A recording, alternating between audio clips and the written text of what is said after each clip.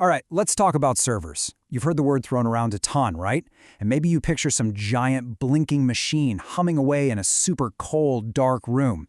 I mean, you're not wrong, but that's not the whole story. Today, we're going to pull back the curtain and make this whole server thing actually click. So let's just dive right in. So, to really get this, let's use a little story. Imagine the entire internet is just one giant, sprawling restaurant. Seriously. Now, when you're on your phone or computer, scrolling through a website or using an app, you're the customer. You're sitting at the table, and you have an order. You want to see a web page, maybe send a message, or watch a cat video. The server, well, that's your waiter. Their whole job is to take your order, run back to the kitchen, and bring you exactly what you asked for. Except instead of food, it's data. But here's the thing. Not every app actually needs a waiter. Think about the calculator on your computer. That's what we'd call a standalone app. Everything it needs to do its job, all the logic, is right there inside the app itself. It doesn't need to go ask anyone else for help. But then you've got something like Slack. That's a totally different beast. Your Slack app is the client, that's you, the customer, and it has to constantly talk to a remote server, our waiter, to send your messages and get new ones. It's that back and forth communication that makes the whole thing function. Okay, but just like in a real restaurant, it's not just one person doing everything, right? The waiter doesn't also cook the food and manage the pantry. No way. There's a whole team of specialists back there in the digital kitchen. So let's go meet the staff. First up, you've got the web server. You can think of this person as the host at the front door of the restaurant. They're the ones handling the simple, straightforward stuff. Greeting you, handing you the menu, getting you a glass of water. These are the things that don't change much. In the tech world, that's like serving up the basic building blocks of a website. The HTML, the CSS for styling, and all the images. All right, but what about the complicated stuff? For that, we need the application server. This is your head chef. When you make a really complex order, a custom dish with a bunch of special requests, the chef is the one who makes it happen. They're the one processing your payment, checking your user profile, and cooking up your unique order. This server is pretty much the brains of the whole operation. So, where does our head chef get all their ingredients? Well, that's where the database server comes in. This is the super organized pantry manager. I mean, they run a tight ship. Every single ingredient, which for us is all the data, like user profiles, messages, product info, is perfectly labeled and stored, ready to be grabbed at a moment's notice. Almost every complex request the chef gets is going to lead them right back to this pantry. And of course, the team doesn't stop there. You've also got email servers, which are basically running the mailroom, handling all the messages coming in and going out. And you've got backup servers. Think of them as the safety inspectors. They're always making secure copies of everything, just in case. Every single one of these roles is absolutely crucial. Okay, so this is a really important point, so listen up. A server isn't about being some giant, super powerful machine. It's not about the hardware at all. In fact, any computer can be a server. Your laptop, a tiny little Raspberry Pi, anything. It all comes down to the software. If a device is running software that is designed to listen for requests and then respond to them, guess what? It's a server. That's the big secret. All right, so we've got all these digital restaurants out there, each with its own special kitchen staff.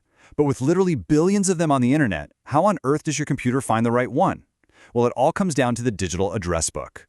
So every single device connected to the internet, and I mean every server, every phone, every laptop, has something called an IP address. You can think of it as its unique street address. It's that simple. When you type google.com into your browser, the very first thing your computer does is look up the street address, the IP address, for Google's servers. Without that address, it would have no idea where to send your request. But just having the street address isn't quite enough. See, a single server might be running lots of different services at the same time. That's where ports come in. If the IP address is the street address of the building, the port is the specific apartment number, or maybe the door you're supposed to knock on. For example, web traffic usually goes to a specific door, port 80 or 443, while email might use a totally different one. The server is literally listening at these different doors for different kinds of requests. Now, you're going to see this one a lot as you get into tech. The IP address, 127.0.0.1. It has a special name, localhost, and all it means is this computer right here. It's a private address that always points back to your own machine. It's the ultimate home address. Going back to our analogy, it's like eating a meal in your own kitchen. The order never leaves the house. Developers use this constantly to test their apps without needing to connect to the internet. And this right here brings us to one of the most common problems every beginner runs into. So you build this awesome new app. It's running perfectly on your machine at localhost. But then your friend across town tries to connect and nothing. Why? Well, it's exactly what we just said. Your friend is trying to get into your private kitchen from their house. And since a localhost request never, ever leaves your own computer, it's just not going to happen. So, okay, running a little server on your own computer is fantastic for development and testing. But what happens when your digital restaurant suddenly becomes a huge hit?